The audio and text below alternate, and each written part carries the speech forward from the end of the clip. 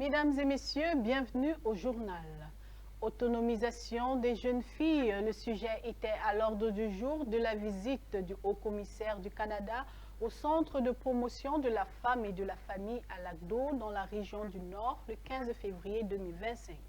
L'occasion de mettre en exergue les initiatives locales en faveur de l'autonomisation des jeunes filles.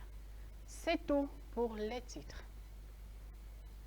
Le haut-commissaire du Canada, Laurent Anderson, a visité le centre de la promotion de la femme et de la famille à Lac-d'Eau dans le Nord le samedi 15 février 2025.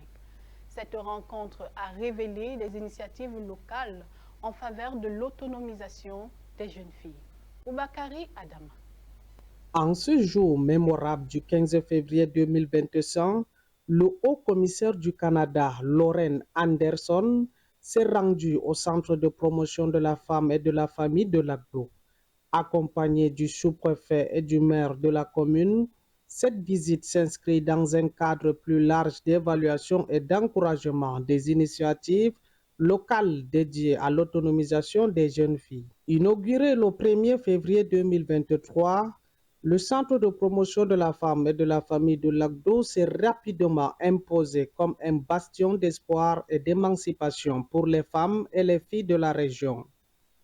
Grâce à un soutien indéfectible de l'ONG Plan Cameroun International, ce centre a vu naître des vocations et des compétences qui transcendent les barrières traditionnelles. C'est avec un profond respect et une grande détermination que nous nous adressons à vous aujourd'hui au nom du Centre de promotion de la femme et de la famille. Lors de cette visite guidée, le directeur du CPF de Lac-d'Eau a saisi l'opportunité pour présenter un plaidoyer audacieux. Il a soulevé des enjeux infrastructurels et didactiques qui entravent le plein épanouissement du centre, appelant ainsi à une mobilisation collective pour surmonter ces défis. Le haut-commissaire a également eu l'honneur d'échanger avec la première promotion du CPF. Les spécialités telles que l'informatique et la bureautique, ainsi que le textile et l'industrie d'habillement ont captivé son attention. Les apprenants, grâce à la détermination sans faille de leurs formateurs, ont su démontrer des savoir-faire exceptionnels. La filière hôtellerie et restauration n'a pas été en reste. Les autorités présentes ont salué l'engagement et la passion des élèves, témoignant ainsi de l'impact positif que ce centre a sur leur avenir. Pour immortaliser ce moment riche en couleurs, une photo de famille a été prise, symbole d'une unité retrouvée autour d'un même objectif, l'émancipation des femmes et des jeunes filles. La visite du haut-commissaire est une promesse renouvelée envers un avenir meilleur pour toutes. Le centre de promotion de la femme et de la famille de Lac-d'Eau se présente comme un carrefour d'autonomisation de la jeune fille. La journée mondiale de la radio se célèbre le 13 février. Cette journée a été instaurée par l'UNESCO en 2011 pour rendre hommage à la radio en tant que moyen de communication, d'améliorer la collaboration entre les diffuseurs et d'encourager les radios communautaires à s'engager pour l'accès à l'information et à la liberté d'expression. Zobel Apollinaire Bon pour plus de précisions. Moyen de communication qui utilise les ondes pour transmettre des informations, de la musique, des émissions et des programmes à un large public, la radio a vu le jour en 1895. Elle a connu une évolution au fil des temps, partant de la radio AM, amplitude de modulation, passant par la radio FM, fréquence de modulation, jusqu'à la radio communautaire. Au Cameroun, la première radio a été créée en 1939 sous le nom de Radio Douala. Elle était une station de radio coloniale française qui diffusait des programmes en français et en langue locale. Après l'indépendance du Cameroun en 1960, la radio a continué à se développer avec la création de la radio du Cameroun, devenue la principale station de radio nationale. La libération du secteur de l'audiovisuel au Cameroun en 1990 va permettre la création de stations de radio privées. Depuis les années 2000, la radio au Cameroun vit ses beaux jours. La célébration de la Journée mondiale de la radio est donc une occasion importante pour mettre en avant le rôle de la radio au sein de la société camerounaise. un outil de développement et de promotion de la paix. Le thème de cette année est Radio et changement climatique, qui met en avant le rôle de la radio dans la sensibilisation et la mobilisation contre le changement climatique. La radio est un média peu coûteux qui attend des auditeurs éloignés et des groupes nomades, ce qui en fait un outil important pour la diffusion de l'information et la promotion de la liberté d'expression. Le nouveau président de la Commission de l'Union africaine est connu. Il s'agit de Mahamoud Ali Youssouf, élu le 15 février dernier après 7 tours de scrutin. Il a pu tirer son épingle du jeu face à ses concurrents Raila Odinga du Kenya et Richard Andriamandrato de Madagascar. Portrait de l'homme ainsi que les défis qui l'attendent à ce nouveau poste de responsabilité avec Zobel Apollinaire. Mahamoud Ali Youssouf est un diplomate chevronné et homme politique respecté à Djibouti. Il a occupé le poste de ministre des Affaires étrangères et de la coopération internationale de son pays depuis 2005. Âgé de 59 ans, Mahamoud Ali Youssouf a remporté l'élection avec un total de 33 voix sur 49 pays votants, devançant ainsi ses challengers Raila Odinga du Kenya et Richard Andriamandrato de Madagascar. Il prendra officiellement fonction en mars 2025 en lieu et place du Malien Moussa Mahamat Faki, qui aura occupé le poste de président de la Commission de l'Union africaine pendant 8 ans. Les défis qui attendent le nouveau président de la Commission de l'Union africaine sont nombreux et variés. Tout d'abord, il devra relever ceux liés à la paix et à la sécurité, notamment la gestion des crises telles que la guerre civile en Éthiopie, les conflits au Mozambique et au Cameroun, ainsi que les coups d'État au Mali et en Guinée.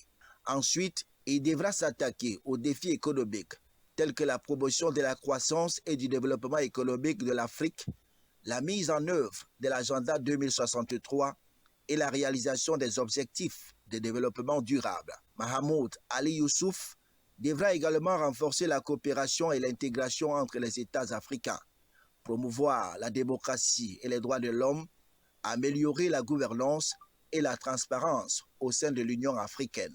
Enfin, il devra relever les défis liés à la santé, notamment la lutte contre les maladies telles que le paludisme, ainsi que promouvoir la santé et le bien-être des citoyens africains. Mahamoud Ali Youssouf, le nouveau président de la Commission de l'Union africaine, a déjà annoncé son intention de s'attaquer à ces défis majeurs lors des 4 prochaines années de sa mandature et de promouvoir une Afrique plus unie, plus prospère et plus paisible.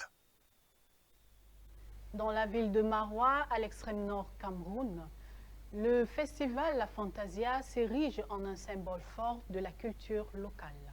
Cette première célébration équestre, empreinte de traditions ancestrales, rassemble les communautés autour de valeurs de bravoure et de loyauté. Plongeons ensemble dans cet événement unique qui fait vibrer le cœur des populations dans cette partie du pays. Boubacarry Adama.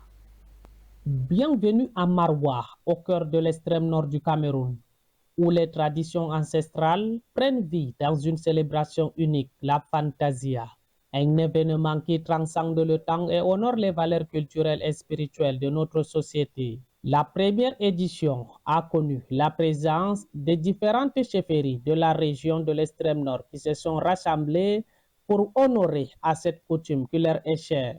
Les cavaliers ornés de leurs plus beaux atours défilent avec fierté devant le Lamidou, symbole de l'autorité et du respect. La Fantasia n'est pas seulement un spectacle équestre, c'est une démonstration de bravoure et d'habileté.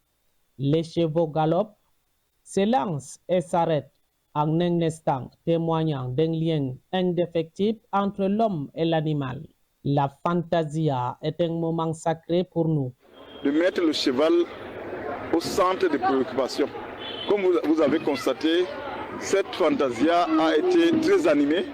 Il y a eu des prix au meilleur cavalier, des prix de cheval le mieux entretenu. Les spectateurs venus des 4 coins de la région de l'extrême nord Cameroun assistent émerveillés à ce spectacle vibrant. Ici, le respect des valeurs culturelles se manifeste non seulement par des rituels, mais aussi par une communauté unie dans sa diversité.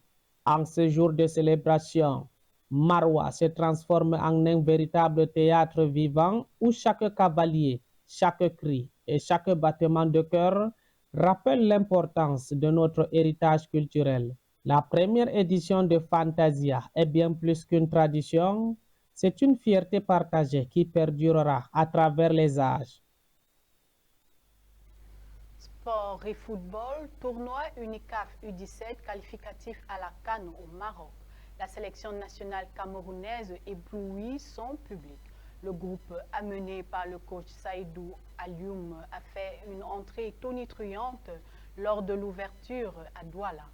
Face à la sélection U17 de la RCA, Lionceaux ont fait un grand pas vers la qualification. Aline Dida et Michel Ateba sur cette affiche au stade annexe de Bepanda. Une entrée en matière réussie et aboutie. Face à la sélection de la RCA, les Lions U17 ont fait une démonstration de force. Rarement cette équipe n'avait marqué autant de buts dans une compétition internationale. 9 buts à 0 au thème d'une partie maîtrisée face à une sélection des fauves U17 malmenée. Malgré la polémique née au sujet des âges des joueurs camerounais, cette victoire est le résultat d'une bonne préparation, mais surtout d'une bonne sélection des poulains qui constitue l'ossature du groupe U17 camerounais. La deuxième sortie contre la RDC ce 19 novembre s'annonce comme une finale. Les Léopards U17 vainqueurs du Gabon 3 buts à 1 ont fait également une rentrée remarquable lors de leur première sortie. Voilà, mesdames et messieurs, c'est la fin de ce journal sur CAN News 24 et ITFM 103, émettant depuis Garoua. Merci de nous avoir suivis et surtout, restez en compagnie de nos programmes. Au revoir.